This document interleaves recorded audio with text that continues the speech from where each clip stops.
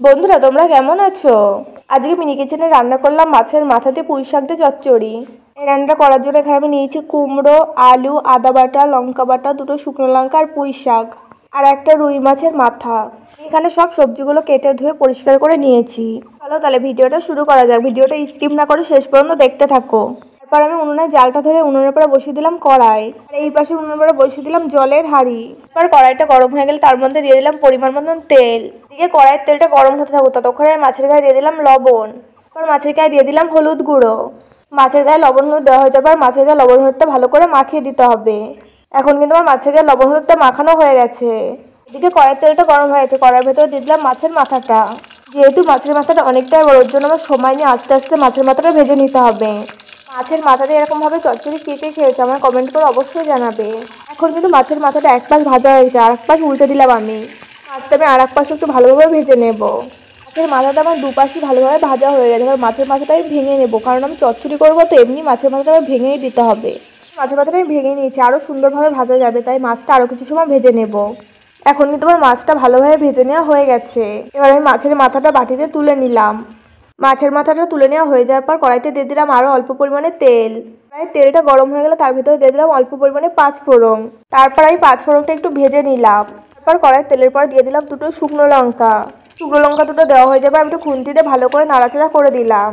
তারপর কড়াইয়ের তেলের পরে দিয়ে দিলাম আদা বাটা, তেলের পর দিয়ে দিলাম কাঁচা লঙ্কা বাটা। তারপর সব মশলাগুলো ভালো করে খুন্তিতে একটু নাড়াচাড়া করে দিলাম। মশলার ভেতরে দিয়ে দিলাম পরিমাণ মতন লবণ, সঙ্গে দিলাম পরিমাণ মতন হলুদ গুঁড়ো। সব মশলাগুলো আবার একটু ভালো করে কষিয়ে নিলাম। কড়াইতে যেহেতু আমি আগে মাছ ভেজেছি তাই আমার মশলাগুলো একটু লেগে লেগে যাচ্ছিল। তারপরে আমি মশলার ভেতরে দিয়ে দিলাম অল্প পরিমাণে জল। তারপরে মশলার ভেতরে জল দেওয়া হয়ে যাওয়ার পর খুন্তিতে আবার একটু মশলাগুলো নাড়াচাড়া করে দিলাম।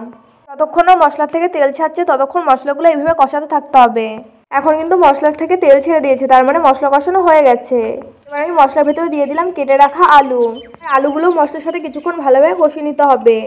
বন্ধুরা তোমরা যদি এখন আমার চ্যানেলটা সাবস্ক্রাইব না করে থাকো অবশ্যই মনে করে দেবে। তোমাদের কাছে যদি ভিডিওটা ভালো লাগে তাহলে একটা লাইক করে দেবে, আর পাশে থাকা বেল আইকনটা অবশ্যই মনে করে প্রেস করে রাখবে, যাতে আমার পরবর্তী ভিডিওর নোটিফিকেশন সবার আগে তোমার কাছে পৌঁছায়। যেহেতু আমি আলুটা আগে থেকে ভেজে নিইনি তার জন্য আমি আলুটা মশলার সাথে অনেকক্ষণ কষিয়েছি। এবার আমি কড়াইতে দিয়ে দিলাম কেটে রাখা কুমড়ো। দেওয়া হয়ে যাওয়ার পর কুমড়োটা আমি খুন্তিতে ভালো করে নাড়াচাড়া করে দিলাম। আমি জানি অনেকেই কুমড়ো খেতে পছন্দ করে না, কিন্তু এই চচ্চড়িটা কুমড়ো দিলে খেতে বেশি ভালো লাগে। এবার আমি কুমড়ো আর আলুটা 1 মিনিটের মতন ঢেকে দেবো। এবার কিছু সময় ঢেকে রাখলে আলু আর কুমড়োটা সেদ্ধ হয়ে যাবে ভালোভাবে। 1 মিনিট মতন পর থালাটা আমি তুলে নিলাম। এবার কুমড়ো আর আলুটা খুন্তিতে ভালো করে নাড়াচাড়া করে দিলাম। এবার আমি কড়াইতে দিয়ে দিলাম কেটে রাখা পুঁই শাকগুলো। এই পুঁই শাকটা কিন্তু আমাদের বাড়িতেই লাগানো। একটা ভীষণ কচি, তাই আমি আগের থেকে দিইনি, পরেই দিলাম। পুঁই শাকটা একটু খুন্তিতে ভালো করে নাড়াচাড়া করে দিলাম। এবার পুঁই শাকটা দেওয়া হয়ে যাবে, থালা দিয়ে আবার কিছুক্ষণের জন্য ঢেকে দেবো। কড়াইতে ধরছিল না তাই আমি ঢেকে দিলাম, তাহলে গলে যাবে, পুঁই শাকটা কড়াইতে ধরবে ভালোভাবে। আমি কিছুক্ষণ পর থালাটা তুলে নিলাম। এবার খুন্তিতে সব সবজিগুলো ভালো করে নাড়াচাড়া করে দিলাম। কিন্তু সব সবজিগুলো ভালো করে কষিয়ে নেওয়া হয়ে গেছে। আমি সবজির ভেতরে দিয়ে দিলাম পরিমাণ মতন জল। সবজিতে জল দেওয়া হয়ে যাওয়ার পর খুন্তিতে আবার একটু ভালো করে নাড়াচাড়া করে দিলাম। এখন সবজিগুলো কিছুক্ষণ হতে দিতে হবে। এখন দেখো সব সবজিগুলো কিন্তু গলেও গেছে। এখন সবজির ভেতরে দিয়ে দিলাম ভেজে রাখা মাছের মাথাটা। চচ্চড়িটা কিন্তু এই মাছের মাথাটাই টেস্ট বাড়াবে। মাথাটা দেওয়া হয়ে যাবার খুন্তিতে একটু ভালো করে আমি নাড়াচাড়া করে দিলাম। এখন এই চচ্চড়িটা আরো কিছুক্ষণ হতে দিতে হবে। এই চচ্চড়িটা কিন্তু কোনো ঝোল থাকবে না, পুরো গামাখা গামাখা হবে।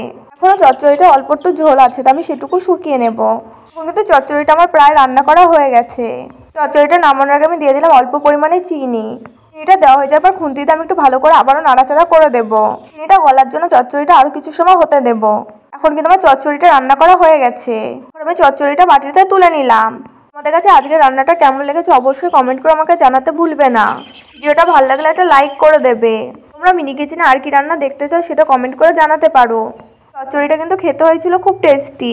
ভালো লাগলে লাইক, কমেন্ট, সাবস্ক্রাইব, শেয়ার করতে একদম ভুলবে না।